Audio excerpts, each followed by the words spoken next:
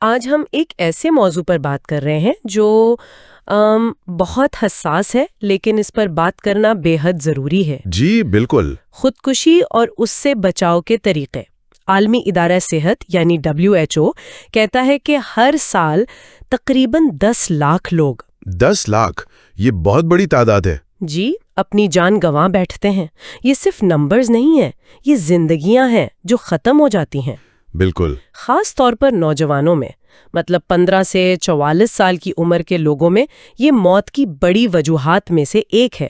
جی ہاں، یہ بہت تشویشناک بات ہے۔ تو اس موضوع کی گہرائی میں جانے کے لیے ہم نے مختلف ذرائع دیکھے ہیں۔ کچھ تو خالص تحقیقی ہیں، جیسے NIH کے جائزے یا معاشی حالات کے اثر پر ریسرچ، اور ویکیپیڈیا سے عالمی اعداد و شمار بھی۔ اور کچھ عملی رہنمائی والے ذرائع بھی ہوں گے۔ جی بالکل، جیسے QPR گیٹ کیپر ٹریننگ کا ماڈل ہے اور کرائسس ہیلپ لائنز کی معلومات وغیرہ۔ صحیح۔ ہمارا مقصد صرف یہ بتانا نہیں کہ ذرائع کیا کہتے ہیں، بلکہ ان میں جو اہم نکات ہیں، خطرے کی علامت ہیں، بچاؤ کی حکمت عملیاں ہیں، اور شاید یہ کہ ہم سب کیا کر سکتے ہیں۔ بالکل اسی کو سمجھنے کی کوشش کریں گے۔ تو یہ اتنا سنگین مسئلہ کیوں ہے اور کیا ہم واقعی کچھ کر سکتے ہیں؟ آئیے دیکھتے ہیں۔ اچھا، تو بنیادی باتوں سے شروع کرتے ہیں۔ WHO خودکشی کی کیا تعریف کرتا ہے؟ WHO کہتا ہے کہ یہ ایک ایسا عمل ہے جس میں کوئی شخص جان بوجھ کر خود کو نقصان پہنچاتا ہے، یہ جانتے ہوئے یا امید رکھتے ہوئے کہ نتیجہ موت ہوگا۔ اور آپ نے عالمی اعداد و شمار کا ذکر کیا، خاص طور پر نوجوانوں کے حوالے سے۔ 15 سے 44 سال میں یہ موت کی 3 بڑی وجوہات میں شامل ہے۔ جی۔ اور 10 سے 24 سال کے نوجوانوں میں تو دوسری بڑی وجہ ہے۔ یہ تو واقعی پریشان کن ہے۔ بہت زیادہ۔ اچھا، ایک اور بات جو ذرائع میں نظر آئی وہ صنفی فرق ہے، مطلب مردوں اور عورتوں میں فرق۔ جی، یہ بھی ایک اہم پہلو ہے، خود اس مسئلے کی پیچیدگی کو ظاہر کرتا ہے۔ تو یہ فرق کیوں ہے؟ دیکھیں، خودکشی کبھی بھی کسی ایک وجہ کا نتیجہ نہیں ہوتی۔ یہ دراصل یوں سمجھیں حیاتیاتی، نفسیاتی اور سماجی عوامل کا ایک جال ہے۔ اچھا۔ ہمارے ذرائع، خاص طور پر NIH اور ویکیپیڈیا کے جائزے، کئی اہم خطرے کے عوامل بتاتے ہیں۔ ان میں ذہنی صحت کے مسائل سر فہرست ہیں، جیسے شدید ڈپریشن، بائیپولر ڈس آرڈر، شدید بے چینی یعنی اینگزائٹی ڈس آرڈرز، پھر منشیات یا الکوہل کا غلط استعمال اور شیزوفرینیا جیسی بیماریاں۔ ان کے علاوہ اگر کسی نے ماضی میں خودکشی کی کوشش کی ہو تو وہ بھی ایک بہت بڑا خطرے کا عنصر ہے۔ اچھا۔ اسی طرح زندگی میں کوئی بڑا صدمہ جیسے کسی پیارے کی موت یا کوئی شدید ناکامی، تشدد کا سامنا اور مستقبل سے مکمل مایوسی، نا امیدی کا احساس۔ جی، نا امیدی کا احساس، یہ سب خطرے کو بڑھا دیتے ہیں۔ ایک اہم نقطہ جو ڈی سائلنٹ کرائی جیسے ذرائع میں ملتا ہے وہ یہ ہے کہ اکثر خودکشی کرنے والے کی خواہش مرنا نہیں ہوتی۔ تو پھر کیا ہوتی ہے؟ بلکہ اس شدید ذہنی یا جذباتی تکلیف سے نجات حاصل کرنا ہوتی ہے جسے وہ برداشت نہیں کر پا رہا ہوتا۔ وہ درد کو ختم کرنا چاہتے ہیں، زندگی کو نہیں۔ یہ نقطہ بہت اہم ہے کہ یہ درد سے فرار کی کوشش ہے۔ اچھا، معاشی عوامل کے حوالے سے ذرائع کچھ ماڈلز کا ذکر کرتے ہیں، سماجی سببیت اور سماجی انتخاب۔ یہ تھوڑا سمجھائیں گے؟ جی ضرور۔ یہ ماڈلز دراصل معاشی مشکلات اور خودکشی کے خطرے کے بیچ کے تعلق کو سمجھنے میں مدد دیتے ہیں۔ ٹھیک۔ سماجی سببیت کا نظریہ کہتا ہے کہ معاشی مسائل جیسے نوکری چلی جانا یا بہت زیادہ قرض میں ڈوب جانا، یہ انسان پر شدید ذہنی دباؤ ڈالتے ہیں۔ ظاہر ہے۔ یہ دباؤ پھر ذہنی صحت کے مسائل جیسے ڈپریشن یا اینگزائٹی ان کو جنم دے سکتا ہے یا بڑھا سکتا ہے، اور بالآخر خودکشی کا خطرہ بڑھ جاتا ہے، مطلب معاشی مسئلہ پہلے آتا ہے۔ اچھا۔ دوسری طرف سماجی انتخاب کا ماڈل ہے۔ یہ کہتا ہے کہ جن لوگوں میں پہلے سے ذہنی صحت کے مسائل ہوتے ہیں ان کے لیے معاشی طور پر مستحکم رہنا زیادہ مشکل ہو سکتا ہے۔ یہ کیسے؟ مثلاً ڈپریشن کی وجہ سے نوکری ڈھونڈنا یا اسے قائم رکھنا مشکل ہو سکتا ہے، اس سے وہ معاشی مشکلات کا شکار ہو جاتے ہیں۔ تو اس میں ذہنی مسئلہ پہلے تھا جس نے معاشی حالت خراب کی؟ جی، اور پھر یہ خراب معاشی حالت خودکشی کے خطرے کو مزید بڑھا دیتی ہے۔ ایک PMC کا تحقیقی جائزہ ہے، وہ کہتا ہے کہ حقیقت میں یہ دونوں ماڈل الگ الگ نہیں ہیں، اکثر یہ مل کر کام کرتے ہیں۔ اچھا، تو یہ ایک طرح کا چکر بن جاتا ہے۔ بالکل، ایک منفی چکر۔ یعنی یہ دو طرفہ راستہ ہے، معاشی تنگی ذہنی صحت بگاڑ سکتی ہے اور خراب ذہنی صحت معاشی تنگی لا سکتی ہے، اور دونوں مل کر خطرہ بڑھا سکتے ہیں۔ آپ نے بالکل صحیح سمجھا۔ تو پھر یہ کہنا کہ کسی کی نوکری چلی گئی یا وہ قرض میں ڈوب گیا، یہ صرف ایک مالی مسئلہ نہیں، یہ تو ایک گہرا نفسیاتی بحران بھی بن سکتا ہے۔ بالکل درست کہا آپ نے۔ تحقیق اس تعلق کو بہت واضح طور پر دکھاتی ہے۔ بے روزگاری خاص طور پر اگر وہ لمبی چلے تو وہ خودکشی کے خیالات اور کوششوں کے خطرے کو نمایاں طور پر بڑھا دیتی ہے۔ پی ایم سی کا وہی ذریعہ بتاتا ہے کہ بے روزگاری کے پہلے 5 سال خاص طور پر زیادہ خطرناک ہوتے ہیں۔ 5 سال، یہ تو بہت لمبا عرصہ ہے۔ جی، اسی طرح شدید مالی دباؤ، چاہے وہ قرض کی وجہ سے ہو، آمدنی کم ہونے سے ہو یا گھر کا خرچ چلانے میں ناکامی سے، یہ سب ذہنی صحت پر بہت بھاری بوجھ ڈالتے ہیں۔ ایک تحقیق ہے ایلبگن اور ان کے ساتھیوں کی، وہ خاص طور پر مالی دباؤ کے مجموعی اثرات پر روشنی ڈالتی ہے۔ اچھا، کیا کہتی ہے وہ تحقیق؟ انہوں نے پایا کہ قرض، معاشی بحران کا سامنا، بے روزگاری، بے گھری، کم آمدنی، یہ تمام عوامل مل کر خودکشی کے خطرے کو کافی حد تک بڑھا دیتے ہیں۔ تو یہ سب چیزیں جڑی ہوئی ہیں۔ جی ہاں، کووڈ-19 وبا کے دوران بھی یہی خدشات تھے کہ معاشی سست روی اور لاک ڈاؤن کی وجہ سے جو معاشی مشکلات آئیں، ہاں، اس وقت بہت بات ہوئی تھی اس کی، وہ خودکشی کی شرح میں اضافے کا باعث بن سکتی ہیں۔ اگرچہ ابتدائی اعداد و شمار ملے جلے تھے، لیکن معاشی تحفظ اور ذہنی صحت کا تعلق مزید واضح ہو گیا۔ یہ واقعی ہمیں روزمرہ کی مالی پریشانیوں کو ایک نئے اور زیادہ سنجیدہ زاویے سے دیکھنے پر مجبور کرتا ہے۔ یہ صرف پیسے کا مسئلہ نہیں۔ جی نہیں، یہ انسان کی امید، اس کی ذہنی حالت سے جڑا ہوا ہے۔ صحیح۔ اچھا، تو ہم نے خطرے کے عوامل کی بات کی، اب آتے ہیں روک تھام کی طرف، کیونکہ اصل سوال تو یہی ہے کہ کیا کیا جا سکتا ہے۔ بالکل۔ ذرائع کئی حکمت عملیوں کا ذکر کرتے ہیں۔ ایک تو بہت سیدھی سی لگتی ہے، خودکشی کے لیے استعمال ہونے والے ذرائع تک رسائی مشکل بنانا۔ جی ہاں، اسے مینز ریسٹرکشن کہتے ہیں، اور یہ حیران کن حد تک مؤثر حکمت عملی ہے۔ اچھا۔ نائج اور ویکیپیڈیا دونوں اس بات کی تصدیق کرتے ہیں کہ جن طریقوں سے لوگ خودکشی کرتے ہیں ان تک رسائی اگر محدود کر دی جائے تو شرح میں واضح کمی آتی ہے۔ اس کی کوئی مثالیں ہیں؟ جی، کئی ہیں۔ مثلاً کچھ ممالک میں آتشی اسلحہ کی فروخت پر سخت قانون کے قانونوں سے آتشی اسلحہ سے ہونے والی خودکشیوں میں کمی آئی۔ اسی طرح گھریلو استعمال کی گیس کو کم زہریلا بنانے سے گیس کے ذریعے خودکشی کم ہوئی۔ دیہی علاقوں میں، خاص طور پر ایشیا میں، زرعی کیڑے مار دوائیں ایک عام ذریعہ تھی۔ او ہاں، یہ میں نے سنا ہے۔ جی، تو چین، بھارت، شری لنکا جیسے ممالک میں زیادہ زہریلی دواؤں پر پابندی لگانے سے مجموعی خودکشی کی شرح میں کمی آئی۔ اور کیا مثالیں ہیں؟ پلوں اور اونچی عمارتوں پر حفاظتی رکاوٹیں لگانا، ہسپتالوں اور جیلوں میں لٹکنے کے ممکنہ مقامات کو ختم کرنا، درد کشا تدویات جیسی دوائیوں کی محفوظ پیکیجنگ، جیسے ہر گولی الگ پیکٹ میں ہو۔ اچھا، یعنی چھوٹی چھوٹی تبدیلیاں بھی فرق ڈال سکتی ہیں۔ بالکل، یہ سب مثالیں بتاتی ہیں کہ پالیسی کی سطح پر اور ماحول میں تبدیلیاں زندگیاں بچا سکتی ہیں۔ یہ تو ہوئی ذرائع کو محدود کرنے کی بات۔ اس کے علاوہ کیا حکومتی سطح پر معیشت سے جڑے کچھ اقدامات بھی مددگار ہو سکتے ہیں؟ کیونکہ ہم نے معاشی دباؤ کی بات کی تھی۔ بالکل، پالیسی کی سطح پر معاشی مدد فراہم کرنے والے اقدامات بھی امید افزا نظر آتے ہیں۔ جیسے کہ پی ایم سی کا وہی تحقیقی جائزہ کچھ ایسے مطالعات کا حوالہ دیتا ہے جن کے مطابق بے روزگاری الاؤنس، خاص طور پر اگر وہ مناسب مقدار میں ہو، جی، لوگوں کو دوبارہ نوکری دلانے میں مدد کرنے والے پروگرامز، یعنی active labour market programmes, ALMPs جنہیں کہتے ہیں۔ جی، ALMPs، اور ملازموں کو نوکری سے نکالنے کے خلاف تحفظ فراہم کرنے والے قوانین، یہ سب خودکشی کی شرح میں کمی سے منسلک پائے گئے ہیں، خاص طور پر مردوں میں۔ مردوں میں کیوں خاص طور پر؟ شاید اس لیے کہ ان پر بے روزگاری کا سماجی اور معاشی اثر زیادہ شدید محسوس کیا جاتا ہے۔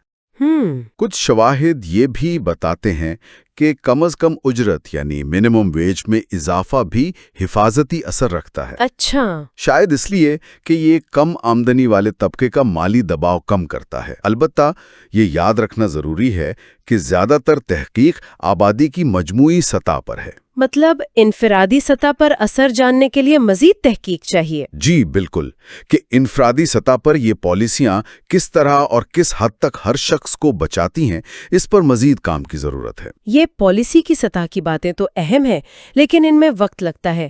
روزمرہ کی زندگی میں ہم ان لوگوں کی پہچان کیسے کریں جو شاید ابھی بحران میں نہیں لیکن خطرے میں ہیں؟ صحیح سوال ہے۔ انہیں مدد کی طرف کیسے لایا جائے؟ یہیں پر گیٹ کیپر یا نگہبان کا تصور سامنے آتا ہے۔ Gatekeeper? جی، QPR یعنی کویسچن، پرسویڈ اور ریفر ٹریننگ کا ذریعہ اسی پر مرکوز ہے۔ بنیادی خیال یہ ہے کہ ہم سب اپنی روزمرہ زندگی میں بطور خاندان، دوست، استاد، ساتھی، بالکل، ہم اکثر اس بہترین پوزیشن میں ہوتے ہیں کہ کسی شخص میں خودکشی کے خطرے کی انتباہی علامات کو پہچان سکیں اور پھر انہیں مدد حاصل کرنے کی طرف راغب کر سکیں۔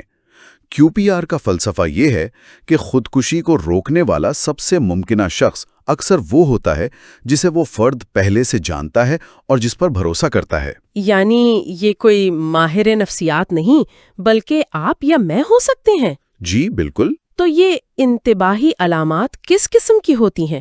کیا یہ ہمیشہ واضح ہوتی ہیں؟ نہیں، ہمیشہ نہیں۔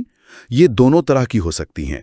کبھی کبھی بہت براہ راست، جیسے کوئی صاف کہہ دے میرا جینے کو دل نہیں کرتا۔ لیکن اکثر یہ زیادہ بالواسطہ اشاروں میں ہوتی ہیں۔ مثلا کوئی کہے اب میں مزید برداشت نہیں کر سکتا، یا جلد ہی تم لوگوں کو میری فکر نہیں کرنی پڑے گی۔ یہ تو کافی سٹل ہے۔ جی، یا سب کچھ بے معنی لگتا ہے، یا میں سب پر بوجھ ہوں۔ QPR اور رڈ کی تحقیق پر مبنی فہرستیں ان علامات کو دو حصوں میں بانٹتی ہیں۔ اچھا، وہ کیا ہیں؟ ایک وہ جن پر فوری توجہ اور عمل کی ضرورت ہے، جیسے خود کو نقصان پہنچانے کی دھمکی دینا، خودکشی کے طریقوں یا ذرائع کے بارے میں معلومات اکٹھی کرنا، ہتھیار یا گولیوں کے بارے میں پوچھنا وغیرہ۔ جی، موت یا مرنے کے بارے میں بہت زیادہ بات کرنا یا لکھنا، اپنی قیمتی چیزیں دوسروں کو دینا یا الوداعی انداز اپنانا۔ یہ تو فوری خطرے کی علامات ہوئیں۔ بالکل۔ دوسری وہ علامات ہیں جو اگر مسلسل نظر آئیں تو پیشہ ورانہ مدد کی طرف اشارہ کرتی ہیں۔ وہ کون سی ہیں؟ جیسے شدید نا امیدی، بے بسی، شدید غصہ یا چڑچڑاپن، سماجی طور پر الگ تھلگ ہو جانا، نشے کا استعمال اچانک بڑھ جانا، نیند یا بھوک میں شدید تبدیلی، موڈ میں بہت اتار چڑھاؤ۔ جی، موڈ میں بہت اتار چڑھاؤ یا خطرناک رویے اپنانا۔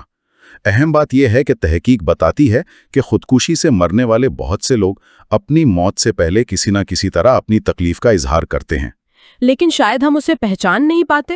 مسئلہ یہی ہے کہ ہم ان اشاروں کو پہچان پاتے ہیں یا نہیں۔ وہ ڈاکٹر کے پاس جا سکتے ہیں، دوستوں سے بات کر سکتے ہیں، لیکن اشارہ شاید واضح نہ ہو۔ تو اصل چیلنج ان علامات کو پہچاننا ہے، خاص طور پر وہ جو زیادہ واضح نہ ہوں۔ جی، اور پھر ایک بڑا خوف ہوتا ہے کہ اگر ہم نے براہ راست پوچھ لیا تو کہیں ہم ان کے ذہن میں یہ خیال ڈال نہ دیں۔ QPR اس سے کیسے نمٹتا ہے؟ یہ ایک بہت عام اور سچ پوچھیں تو خطرناک غلط فہمی ہے۔ اچھا۔ QPR ماڈل اسی نقطے پر زور دیتا ہے کہ اس خوف پر قابو پانا ضروری ہے۔ QPR کا مطلب ہے کویسچن، سوال کریں، پرسویڈ، قائل کریں، اور ریفر، رجوع کروائیں۔ ٹھیک ہے۔ پہلا قدم ہے سوال کرنا۔ تحقیق واضح طور پر دکھاتی ہے کہ کسی سے براہ راست اور ہمدردی سے پوچھنا کہ کیا آپ خودکشی کے بارے میں سوچ رہے ہیں، ان کے ذہن میں یہ خیال ڈالتا نہیں ہے، بلکہ شاید انہیں بولنے کا موقع دیتا ہے۔ بالکل۔ اگر یہ خیال پہلے سے موجود ہے تو یہ انہیں اپنی تکلیف بیان کرنے کا موقع فراہم کرتا ہے، یہ خاموشی کو توڑتا ہے۔ تو پہلا قدم سوال کریں۔ دوسرا قدم ہے قائل کرنا، پرسویڈ۔ اگر جواب ہاں میں ہے تو اگلا قدم اس شخص کو مدد قبول کرنے پر قائل کرنا ہے۔ یہ مشکل ہو سکتا ہے۔ اس کا مطلب لیکچر دینا نہیں بلکہ ہمدردی سے سننا ہے، ان کی تکلیف کو سمجھنے کی کوشش کرنا، ان کی ہچکچاہٹ کو تسلیم کرنا، کیونکہ مدد مانگنا آسان نہیں ہوتا۔ صحیح۔ اور انہیں امید دلانا کہ مدد دستیاب ہے اور حالات بہتر ہو سکتے ہیں، انہیں بتانا کہ وہ اکیلے نہیں ہیں۔ یعنی سننا اور امید دلانا۔ جی۔ تیسرا اور آخری قدم ہے رجوع کروانا، یعنی انہیں مناسب مدد کی طرف بھیجنا۔ یہ کیسے کریں؟ صرف فون نمبر دے دیں؟ صرف فون نمبر دینا کافی نہیں ہو سکتا۔ بہتر ہے کہ آپ مخصوص معلومات فراہم کریں، جیسے کسی مقامی ذہنی صحت کے مرکز کا پتہ، کسی ماہر نفسیات کا نام، یا کسی بحرانی ہیلپ لائن کا نمبر۔ اور اگر ممکن ہو تو ان کے ساتھ خود چلنے کی پیشکش کریں، یا کم از کم ان کی پہلی اپائنٹمنٹ لینے میں مدد کریں۔ دی سائلنٹ کرائے اور QPR دونوں اس بات پر بہت زور دیتے ہیں کہ اس سارے عمل میں آپ کا ہمدردانہ رویہ اور سننے کی صلاحیت سب سے اہم ہے۔ یہ جاننا کہ عام لوگ بھی یہ ہنر سیکھ سکتے ہیں اور کسی کی جان بچانے میں مددگار ہو سکتے ہیں، یہ واقعی بہت حوصلہ افزا بات ہے۔ جی، یہ امپاورنگ ہے۔ ایسا لگتا ہے کہ ہم بے بس نہیں ہیں، کچھ ٹھوس کر سکتے ہیں۔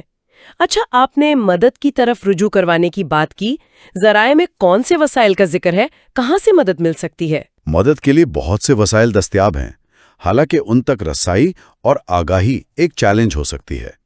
عالمی سطح پر بات کریں تو دی اسمارٹنز اور بی فرینڈز ورلڈ وائڈ جیسی تنظیمیں ہیں۔ یہ تو کافی پرانی اور مشہور تنظیمیں ہیں۔ جی ہاں، کئی دہائیوں سے دنیا بھر میں فون، ای میل اور بعض اوقات بالمشافہ ملاقات کے ذریعے جذباتی سہارا فراہم کر رہی ہیں۔ ان کی شاخیں بہت سے ممالک میں ہیں۔ اور مختلف ممالک میں اپنی مخصوص ہیلپ لائنز بھی ہوتی ہوں گی؟ جی ہاں، بالکل۔ زیادہ تر ممالک میں اب قومی سطح پر بحرانی صورتحال کے لیے مخصوص ہیلپ لائنز موجود ہیں۔ جیسے امریکہ میں 988 ہے۔ جی، امریکہ میں اب 988 ہے، برطانیہ میں NHS کی 111 سروس ہے، کینیڈا، آسٹریلیا، بھارت، پاکستان اور دیگر کئی ممالک میں بھی مقامی زبانوں میں خدمات فراہم کرنے والی مخصوص ہیلپ لائنز اور تنظیمیں کام کر رہی ہیں۔ تو اہم بات یہ ہے کہ لوگ اپنے علاقے کے وسائل جانیں۔ بالکل، انٹرنیٹ پر ایک سادہ سی تلاش سے یہ معلومات مل سکتی ہیں۔ اور کیا مخصوص گروہوں کے لیے بھی لائنز ہیں؟ جی، جیسے نوجوانوں کے لیے الگ لائنز، LGBTQ+ کمیونٹی کے لیے یا سابق فوجیوں کے لیے۔ آج کل فون کے علاوہ ٹیکسٹ میسج اور آن لائن چیٹ کے ذریعے مدد حاصل کرنے کا رجحان بھی بڑھ رہا ہے۔ اچھا، جیسے کرائسس ٹیکسٹ لائن وغیرہ؟ جی، یا برطانیہ میں شاؤٹ سروس ہے، ایک ذریعہ ٹچ پیس نامی ایک موبائل ایپ کا بھی ذکر کرتا ہے۔ تو بنیادی طور پر مدد کے راستے موجود ہیں۔ جی، لیکن مسئلہ یہ ہے کہ لوگ ان تک پہنچتے نہیں یا پہنچ پاتے نہیں۔ بدقسمتی سے یہ درست ہے۔ علاج جیسے تھیراپی یا مشاورت اور ایک مضبوط سماجی سپورٹ سسٹم، خاندان، دوست، یہ دونوں بہت اہم حفاظتی عوامل ہیں۔ لیکن لوگ مدد کیوں نہیں لیتے؟ ویکیپیڈیا کے جائزے میں شامل ایک تحقیق بتاتی ہے کہ تقریباً 60% لوگ جنہیں ذہنی صحت کی مدد کی ضرورت ہوتی ہے وہ اسے حاصل نہیں کرتے۔ 60%؟ یہ تو بہت زیادہ ہے۔ جی، وجوہات کئی ہو سکتی ہیں۔ شاید وہ سمجھتے نہیں کہ انہیں مدد کی ضرورت ہے، یا وہ خود ہی مسئلہ حل کرنے کی کوشش کرتے ہیں، یا انہیں مدد مانگنے میں شرمندگی یا بدنامی، سٹگما کا ڈر ہوتا ہے۔ ہاں، سٹگما تو ایک بڑا مسئلہ ہے۔ یا پھر وسائل ان کی پہنچ سے دور ہوتے ہیں یا بہت مہنگے ہوتے ہیں۔ اسی لیے ان وسائل کے بارے میں آگاہی پھیلانا، انہیں سستا یا مفت بنانا اور ذہنی صحت سے جڑی بدنامی کو کم کرنا انتہائی ضروری ہے۔ تو آج کی اس ساری گفتگو اور ان ذرائع کا گہرائی سے جائزہ لینے کے بعد ہم کیا اہم ترین باتیں خاص کر سکتے ہیں؟ خلاصہ کیا ہے؟ خلاصہ یہ ہے کہ خودکشی بلا شبہ ایک پیچیدہ اور تکلیف دہ عالمی مسئلہ ہے۔ اس کی جڑیں اکثر گہرے اندرونی درد، ذہنی صحت کے چیلنجز اور بعض اوقات شدید سماجی و معاشی دباؤ میں ہوتی ہیں۔ لیکن جو سب سے زیادہ امید افزا اور اہم پیغام ان تمام ذرائع سے ملتا ہے وہ یہ ہے کہ خودکشی کو روکا جا سکتا ہے، یہ ناگزیر نہیں ہے۔ یہ بہت اہم بات ہے۔ تو روک تھام کے لیے ایک کثیر جہتی حکمت عملی کی ضرورت ہے؟ بالکل۔